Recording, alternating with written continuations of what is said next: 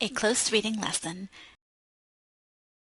This lesson utilized a short fiction story, Joshua's Gold, by Mary Lois Sanders, that was originally published in Boys Life magazine and is currently part of the 4th grade expeditionary learning curriculum. Vocabulary in this text and the unfamiliar time period made this text challenging for the students. This lesson was completed over a total of 5 days. Students explored the key understanding that Joshua Carlyle was a man grown at the age of 16 and what that exactly meant. At the completion of the lesson, students responded to the prompt, "How does the author portray Joshua as a man grown at the age of 16 through his actions, thoughts, and dialogue?" Before starting the close reading lesson, students were introduced to 2 vocabulary words that would be integral to understanding the text and attaining understanding of the key concept. These words were perseverance and ingenuity. The teacher took about 15 to 20 minutes to directly instruct these words using the Freyer model. On day 1, the teacher introduced the text and read the entire text aloud for flow and general understanding.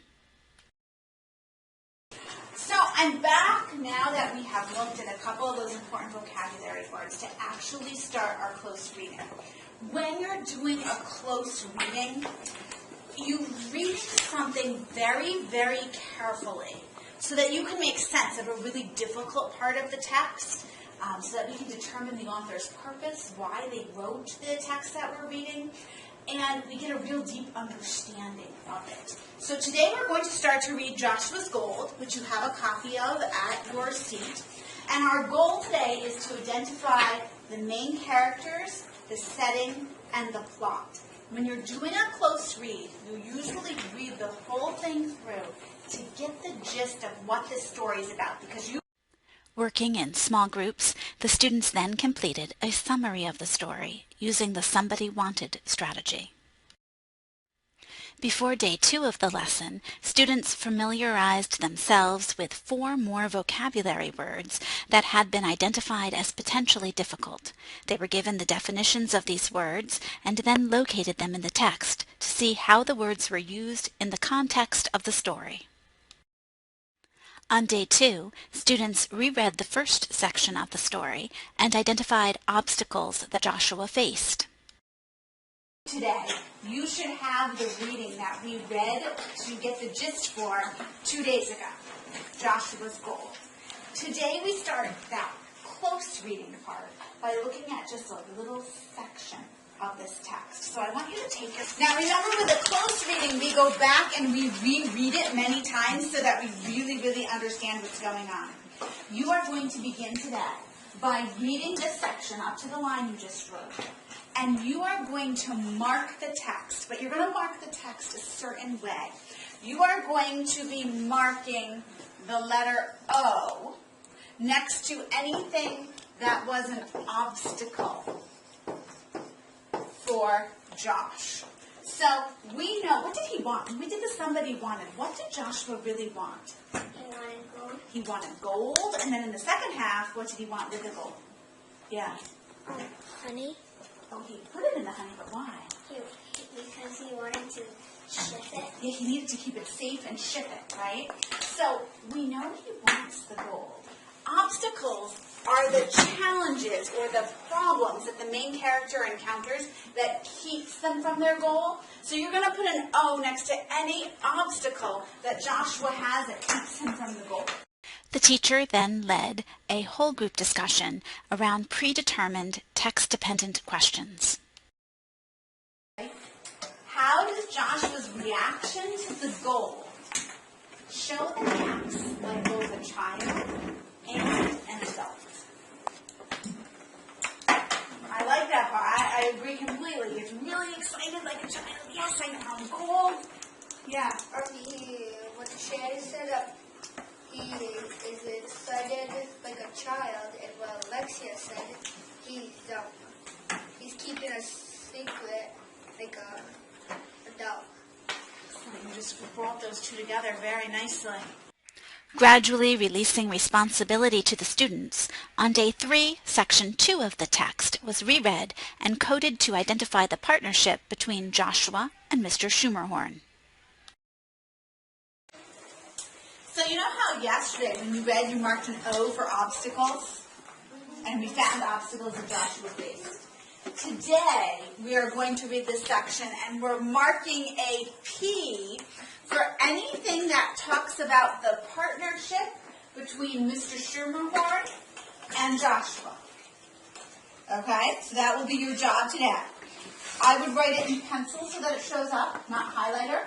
For your highlighter, you can underline or, highlight words that are tricky, that you're not sure of, or phrases that you think are important. You can always take notes in the margin. But the thing you have to do, every one of you, is to mark a P next to things that show the partnership. In small groups, the students answered 3 text-dependent questions. Some people were having fights, other people were doing businesses. There's all different things happening at one time. True, but to add to that sentence, it would be like there's a lot of people in Denver City, and like right about the fight broke out, and a chair flew out of the. I guess it's does that make sense?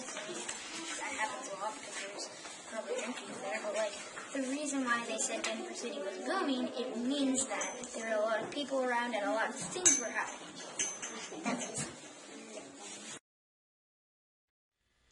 Day 4 required lots of independence as students reread the text to locate moments Joshua demonstrated ingenuity.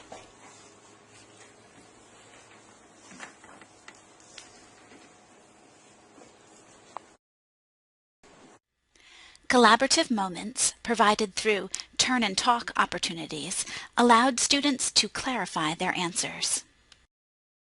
Does the author describe the partnership as a sweet deal? He describes the partnership as a sweet deal because in the partnership, it's based on trust and ability to keep a secret. The partnership was a sweet deal because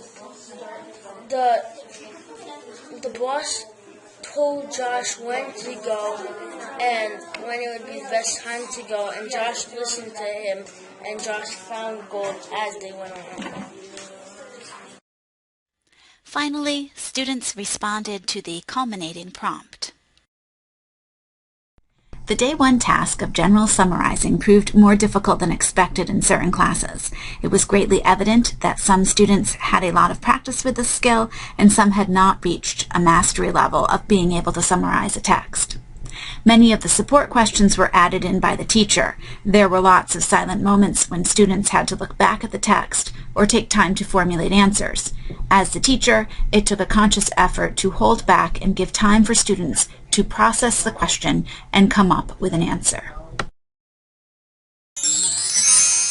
Our successes included rich student conversations. She went home with $200,000 and gave Mr. Sherman the map. What I was going to say is he gave his cousin, don't forget about the cousin brother. Oh yeah, he gave his brother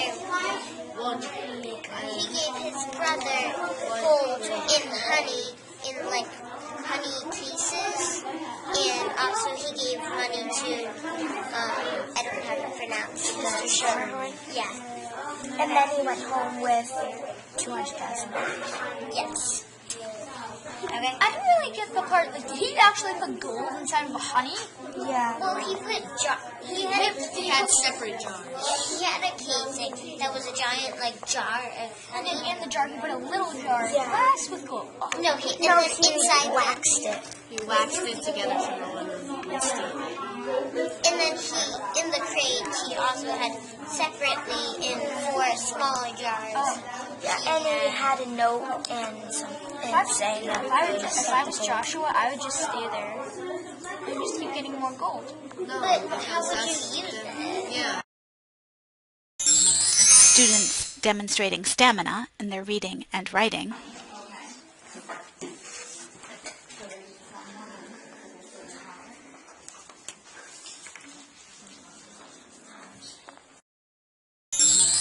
and evidence that students were returning to the text for a deeper understanding of their reading.